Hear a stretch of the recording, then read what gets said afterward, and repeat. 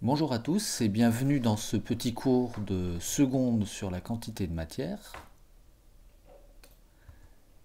Nous allons tout d'abord voir évidemment à quoi sert la quantité de matière à partir de quelques exemples. Alors tout d'abord imaginons des bonbons. Alors quand on veut manger des bonbons, par exemple des dragibus, on peut dire voilà, je voudrais 256 bonbons. Évidemment, c'est rarement comme ça que ça se passe. On dit souvent, est-ce que je pourrais avoir ou je vais acheter un paquet de bonbons? Il est beaucoup plus facile de parler de paquet que de nombre exact de bonbons. Prenons maintenant comme exemple un bécher à moitié rempli d'eau. Ce bécher à moitié rempli d'eau, si on dénombre le nombre de molécules qu'il contient, on arrive aux alentours de 7 millions de milliards de molécules d'eau. Alors ce nombre peut paraître un petit peu surprenant, mais pas tant que ça quand on sait qu'une molécule d'eau est très petite. Et pourtant la quantité d'eau qui est dans le bécher est quand même relativement faible. Dernier exemple, le clou en fer. Alors imaginons un clou comme celui-ci de petite taille. Eh bien ce clou comporte environ, à quelques milliards près, 30 000 milliards d'atomes, de fer vraisemblablement. Là aussi, le nombre est très impressionnant, mais assez compréhensible quand on connaît la taille d'un atome qui est vraiment infiniment petit. Alors, si on reprend ces exemples, donc on a un paquet de bonbons, on a un bécher à moitié rempli d'eau et on a un clou. On préfère les présenter comme ceci plutôt que de dire on a tant de bonbons, on a tant de molécules d'eau ou tant d'atomes de fer. Eh bien, c'est de là que vient la notion de quantité de matière. La quantité de matière s'exprime en mol. Qu'est-ce que c'est qu'une mole? Une mole, c'est tout simplement un paquet de particules. On regroupe les particules, les entités chimiques, par paquets. Tout ça dans le but de les dénombrer. Alors, dans un paquet, dans une mole, il y a 6,02 fois 10 puissance 23 particules, c'est-à-dire 60 000 milliards de particules. On a choisi ce nombre qu'on appelle Na, nombre d'Avogadro, donc égal à 6,02 fois 10 puissance 23, de manière pas totalement hasardeuse. On y reviendra un tout petit peu plus tard. Finalement, la mole, c'est une unité de découpage de la quantité de matière. La quantité de matière est découpée en petits morceaux, en petits paquets qu'on appelle des moles. Et donc pour conclure, la quantité de matière dans un objet s'exprime en paquets qu'on appelle des moles. Alors, une petite remarque, mais qui est quand même très importante, la quantité de matière, c'est une grandeur physique. Alors, les grandeurs physiques, on en connaît un certain nombre. J'ai pris ici des exemples simples, par exemple la longueur, qu'on exprime souvent avec la lettre L ou D si on parle de distance. L'unité de cette grandeur physique, c'est le mètre et son symbole petit m. La masse, très connue aussi, très souvent utilisée, qu'on note souvent petit m. L'unité standard, c'est le kilogramme et son symbole kg. Eh bien, la mole, c'est une unité, c'est l'unité d'une autre grandeur physique qu'on appelle la quantité de matière. La lettre qu'on utilise souvent pour écrire les quantités de matière, c'est le petit n, n minuscule. Donc l'unité, la mole, et son symbole, MOL. Bien évidemment, comme toute grandeur physique, la quantité de matière et son unité, la mole, peut être utilisée avec des préfixes. Alors un qui est très souvent utilisé, c'est le préfixe milli. Donc une millimole, c'est 10 puissance moins 3 mol, puisque je rappelle que milli, c'est le préfixe qui correspond à la puissance de 10, 10 puissance moins 3. Alors, exemple d'utilisation de cette grandeur quantité de matière, imaginons qu'on ait besoin de 3 moles d'eau. 3 moles d'eau, qu'est-ce que ça signifie? C'est donc 3 paquets de Na molécules d'eau, Na le nombre d'Avogadro, donc 3 fois Na, c'est-à-dire 3 fois 6,02 fois 10 puissance 23, ce qui donne 1,8 fois 10 puissance 24 molécules d'eau. On comprend aisément sur cet exemple qu'il est plus facile, plus simple de dire j'ai besoin de 3 moles d'eau plutôt que de dire j'ai besoin de 1,8 fois 10 puissance 24 molécules d'eau. De manière schématique, 3 moles d'eau, c'est donc 3 paquets qui contiennent chacun Na molécules d'eau. Donc l'ensemble regroupé donne 3 moles d'eau. Exemple 2. On imagine un clou en fer qui contient environ 3 fois 10 puissance 23 atomes microscopiques. On sait que dans une mole de fer, il y a 6,02 fois 10 puissance 23 atomes par définition. Donc ici, comme on en a dans ce clou 3 10 puissance 23, c'est-à-dire la moitié du nombre d'Avogadro, on en déduit donc qu'il y a une demi-mole d'atomes de fer dans ce clou. On écrira que le clou contient petit n égale 0,5 mol d'atomes de fer. Parlons maintenant de la masse molaire. Alors, si on va prendre comme exemple la nécessité pour une synthèse en chimie de prendre NS égale 0,030 mol de soufre. On a besoin de soufre en poudre et à raison de 0,030 mol, c'est-à-dire 30 10 puissance moins 3 mol. Alors le soufre, c'est une poudre jaune qu'on utilise relativement souvent. Alors il se trouve que pour prendre cette quantité de matière, on est un petit peu embêté parce que le molmètre, l'appareil qui permet de mesurer les quantités de matière, ça n'existe pas. Vous verrez après pourquoi ça n'existe pas. Par contre, si on ne sait pas mesurer directement les quantités de matière, donc le nombre de moles, on sait mesurer des volumes, alors notamment avec les éprouvettes graduées, mais aussi bien sûr les masses avec des balances.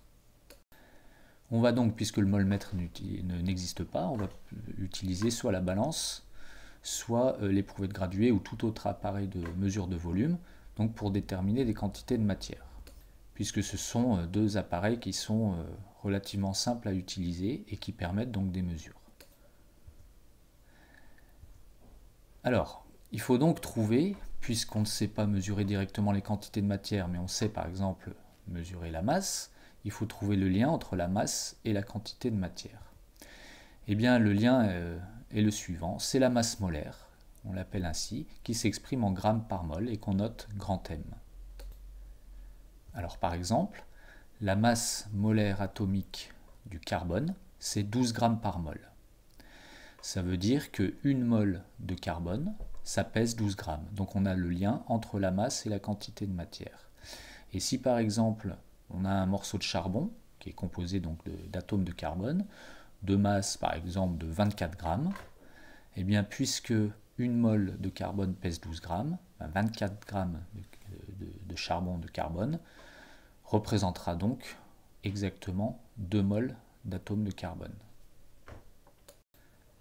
La définition mathématique de la masse molaire, on peut la retrouver très facilement à partir de sa signification, mais aussi à partir de son unité. Comme ce sont des grammes par mol, on dira que la masse molaire, grand M, c'est la masse de l'échantillon, de la substance chimique, divisée par la quantité de matière qui la constitue. Alors, on retrouve donc mathématiquement le petit calcul de l'exemple, puisque si on isole la quantité de matière de carbone dans la formule, on trouve petit n égale petit m divisé par grand M, c'est-à-dire 24 grammes divisé par 12 grammes par mol, qui est la masse molaire du carbone, et on retombe bien sur 2 mols. La masse molaire atomique. Alors, la masse molaire atomique, c'est la masse molaire d'un atome. Donc si on prend 1 mol d'un atome, la masse que cette mol d'atome aura s'appelle la masse molaire atomique, masse d'une mol d'atome. Cette masse molaire atomique, elle est donnée là où on trouve quelques informations sur les atomes, c'est-à-dire dans la classification périodique, dont voici un extrait. Alors ici, soit elle est donnée directement, donc là en bleu, par exemple pour le beryllium, le 9,0 signifie 9 grammes par mol, la masse molaire, soit des fois elle n'apparaît pas, et bien on la retrouve par le nombre de masses A de l'atome. Alors c'est ça qui est assez remarquable, c'est que le nombre de masses de l'atome correspond à la masse molaire atomique. Le nombre de masses, c'est le nombre de nucléons dans l'atome correspondant. Alors c'est pas complètement par hasard, c'est tout simplement pour cette raison que le nombre d'Avogadro a pris la valeur qu'on a choisie, c'est-à-dire 6,02 fois 10 puissance 23. On a choisi ce nombre de manière à ce que le nombre grand A, le nombre en haut dans la classification périodique, et la masse molaire aient la même valeur numérique. Alors, les molécules, comment on fait pour les molécules? Parce que pour les atomes, ok, c'est dans la classification périodique. On va parler donc de la masse molaire moléculaire, masse molaire d'une molécule. Les molécules n'apparaissent pas dans la classification périodique. Évidemment, il n'y a que les atomes, que les éléments. En plus, le nombre de molécules différentes est très très important. On a des quantités énormes, beaucoup plus que les éléments et atomes de la classification. Alors heureusement, on peut calculer la masse molaire des molécules, la masse molaire moléculaire, à partir des masses molaires atomiques. Alors si on prend la molécule d'eau avec ses oreilles de Mickey, on se rappelle que la molécule d'eau est formée de 2 atomes d'hydrogène en blanc, de symbole H, et un atome d'oxygène, donc 3 atomes en tout, mais 3 atomes différents. Eh bien, si on prend une mole de molécule d'eau, cette mole de molécule d'eau, de quoi elle va être composée? Eh bien, comme dans une molécule d'eau, il y a 2 atomes d'hydrogène, eh bien dans une mole de molécule, il y aura 2 moles d'atomes d'hydrogène. Et aussi, bien sûr, une mole d'atomes d'oxygène. Donc la masse totale d'une mole d'un gros paquet d'eau H2O, ce sera donc 2 fois la masse molaire, la masse d'une mole de l'atome d'hydrogène qui la constitue, plus une fois la masse molaire de l'atome d'oxygène qui la constitue. Mathématiquement, l'expression s'écrira donc grand M de H2O égale 2M de H plus M de O. Alors de la même façon, on peut calculer la masse molaire moléculaire de l'ammoniac, connaissant sa constitution, NH3, et la masse molaire moléculaire, par exemple, de la molécule d'éthane, C2H6. Donc il suffit de connaître leur composition, de connaître les masses molaires atomiques, et d'en faire la somme pondérée par le nombre d'atomes, et on trouve donc en grammes par mol les masses molaires moléculaires.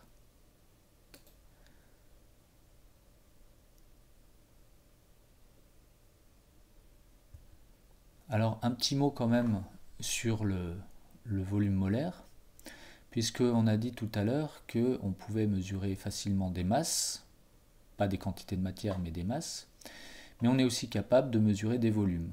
Et pour ça, on définit aussi le volume molaire, un peu comme on l'avait fait pour la masse molaire, mais cette fois-ci, ce sera pour passer du volume d'une substance à la quantité de matière qu'elle contient. Alors simplement, c'est moins utilisé pour les liquides et les solides, par exemple, parce qu'il est beaucoup plus facile de mesurer des masses avec une balance. Mais pour les gaz, par exemple, pour lesquels le volume molaire est utilisé, eh bien ça simplifie les choses. Alors, la définition mathématique, le volume molaire, c'est le volume de la substance, alors par exemple du gaz, divisé par la quantité de matière qui le constitue. Vm égale V sur N. On peut l'utiliser évidemment dans les autres sens pour calculer une quantité de matière ou un volume. Alors pour illustrer par un exemple, donc si le volume molaire, par exemple pour un gaz, est de 24 litres par mol, ça veut dire qu'une mole de ce gaz occupe un volume de 24 litres. Pour terminer, un petit mot sur la concentration molaire. Alors nous avons vu précédemment dans le cours de seconde la concentration massique. La concentration massique, notamment quand on a parlé des solutions aqueuses. La concentration massique, c'est la masse de soluté dissoute par litre de solution, en grammes par litre. Le nombre de grammes de soluté dissoute par litre de solution. Et bien de la même façon, en parallèle, on peut définir la concentration molaire. Attention à la terminologie, plus la concentration massique, mais la concentration molaire. C'est la quantité de matière de soluté par litre de solution. La définition étant aussi simple, la concentration molaire qui s'exprime en mol par litre, c'est donc la quantité de matière de soluté, notée petit n en mol, divisée par le volume total de solution en litres. C égale N sur V solution, et donc qui s'exprime en mol par litre. C'est utilisé notamment dans les analyses médicales, les analyses sanguines. C'est souvent exprimé en mol ou en millimoles par litre. Dans les solutions de laboratoire aussi, on préfère souvent parler en mol par litre plutôt qu'en grammes par litre. Voilà, cette petite présentation est terminée. Merci beaucoup.